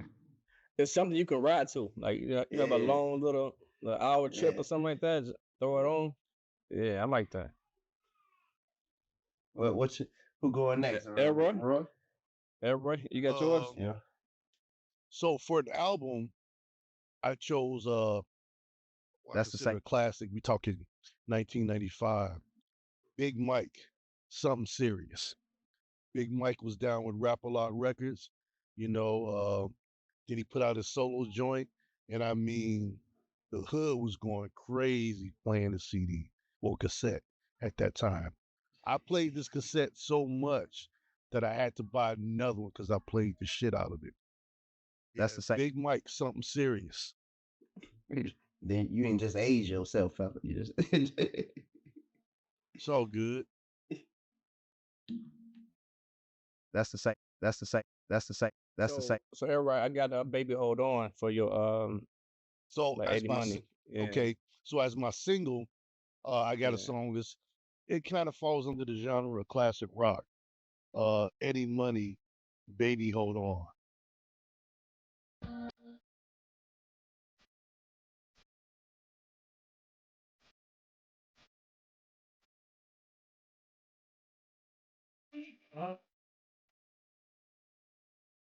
What? The future. So anything to say is it why? Is it true that is it true? Um,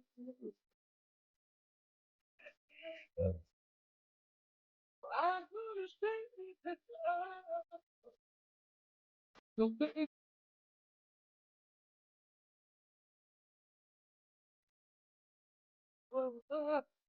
the future was you all on to you. That's the same. That's the same. That's the same. That's the same. So yeah, it's kind of one of them feel good songs. It kind of, get Yeah, I your like day that. started. Yeah. It had that old school vibe to it too. Yeah. Every time I I hear the name Eddie, I think of the Supremes for whatever reason. I don't know. I don't know. I don't know why, but that's definitely nice. I like that. So I'm guessing I missed the memo. You know what I'm saying? Y'all should have told me the genre. But I'm gonna bring it back. I'm gonna bring it back to hip hop. my album. Whatever you love. Whatever you love. My album I chose is from Scarface. I Fix. I'm a new fan of his. But the actual song is Guess Who's Back with Jay-Z, and being a single. So here we go. Talk to me, man. It's your boy, Young Hope. Ain't turn the motherfucking noise up. We get right into the proceedings this evening. Headphones to the start. Bring it down a little bit. Okay. Now we working with it. The boy fakes up in baseline, baby. Smart. Welcome to New York City. It's your boy, Young Ho. Kanye West on the track. Shout out. What's going on now? Hold on. Can I talk to y'all for a minute? Let me talk to y'all for a minute. Just give me a minute of your time, baby. I don't want much. Let me talk to these motherfuckers. Guess who's back? Still smell the crack in my clothes. Don't make me have to relapse on these hoes. Take it back out the tax in the road. When I was hugging it, niggas couldn't do nothing with it. Straight from the oven with it. Came from the dirt. I stopped that there. I didn't realize he talked so much in the beginning. Look, yeah, that's my song. That's my song, though. I didn't want to. I didn't realize he was gonna be like, "Talk to me, man." Do all the talking. He's saying, "Talk to me." No, but no, like I love that beat. Know what I'm saying? Also, I'm a big fan of Scarface now. You know what I'm saying? So Hey, yeah, I rock to it. He got some classics, man. He got some classics. So you need to go back to his first solo album, Mr. Scarface is Back. You got to go to The World Is Yours. That's the same. Basically, you got to start from the beginning and just watch how he grows musically. Start with his first one, Mr. Scarface is Back. Okay. And just listen to him and listen to him grow. Yeah, That's I'll the check it out. Yeah, for sure. Scarface got some classics, man. For real. I think it's time we go into our affirmations. In mine, I just kind of had some ones I thought would be a powerful message for people to hear. I'll just start with 3 of them, and I'll just give 3 of them. You're getting close. That's why it's getting tough. Any lesson you refuse to learn will repeat itself until you do. The longer you stay on the wrong train, the more expensive it is to get home. And that's my 3. Trust. Okay. You know, mine are usually long-winded, and for the most part, they have something to do with my life and my journey. So the one I have this week is, don't be afraid to show people who you are. Some people like to hold back because they think, you know, it's you showing off. No, no, do you 100% or nothing. Whatever you do, even so, you don't want to limit yourself because then there becomes a mental block in itself that you limit yourself. Do you? That's what God, you know, that's what God put in you to be 100%. Don't dial it back for nobody. And in the meantime, you don't know who you inspiring. And in the case of the example, and Jeremy, you can share this with me too. When we were in Brazil for work, I know that's had to make that clear. No, we met a real cool guy, and no, here we are just doing our job, and yet he was amazed at the things that he learned from us. You know, and he's become a little brother to us. So don't be afraid to be who you are, because no, you're inspiring somebody to be as great as you. No, or and to inspire to be great. Hell, they probably be greater than you. So don't limit yourself. You know, somebody be like, "Oh, look at that motherfucker, he's showing off." Oh, smarty art motherfucker. No, I studied, I learned, I listened, and you ask me a question, I'm gonna give you an answer. I'm not gonna give you half the answer because then I'll be giving you half of me. So yeah, don't be afraid to show who you are. I got 2 more I'm gonna add because our brother Jeremy, and these Don't put me out. Nah, these are 2. Don't put me out. These are 2 for you. Yeah. 2 for All right. you. Talk to me. Because you always the level-headed one. So I just wanted to throw these out there. Oh, wait. He's the level-headed one. You're the passionate one. Who the hell am I? You're the jokester. Man. You got the him. You have the him. Yeah, the him. But anyway, I was going to say, be careful. This might be my last appearance. All right. In the spirit of Jeremy, 1 minute of anger, lust, and greed can ruin a decade of hard work. That is, Yeah, I like that. Powerful, powerful. And I like that. if you know Jeremy, that's perfect. He level-headed water. Level-headed water. This, Especially the lust part. nah, this my man over there. Yeah. Next one is never make the mistake of assuming the person of peace is unskilled at war. I like it. Yeah, I like it, bro. And that's too inspired by brother Jeremy over here. I appreciate that. I like that one. Yeah. So shout out to Jeremy over here. I'm gonna print that one out. I'm taking that one. Yeah. Oh, ladies and gentlemen, we did it again. Another episode in the books. I think did I do it right? Or was it I don't know. It's one of these. It's one of these. It's one of these. Oh, another episode in the book, the anniversary episode. And we went through a lot. We've been planning this for a few weeks, but so much has been going on in our personal lives, and we felt that there's been times where we did it with two people. No, everybody has to be here. So we did a little postponing, but we're here. We made it. And that's what it's all about. So again, I want to thank Brandon for bringing me in on this to be a part of this, and to it makes me feel good. That's point. It He cried over there. I ain't seen Roy that shit a 10. Oh wow. No, it makes me feel good to this outlet. And our numbers continue to grow, our views increasing, the subscribers are increasing. Bear witness, you people that subscribers now, you're on the ground floor of something great, I promise you.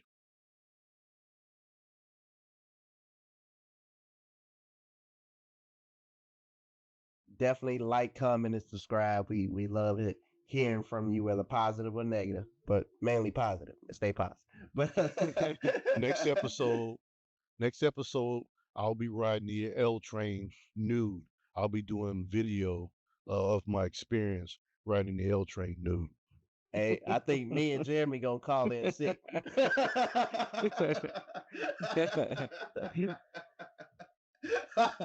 We gonna call in sick. On that day, we call it sick, brother. I'm sorry. I ain't trying to get to know you like that now. You ain't riding the train with me.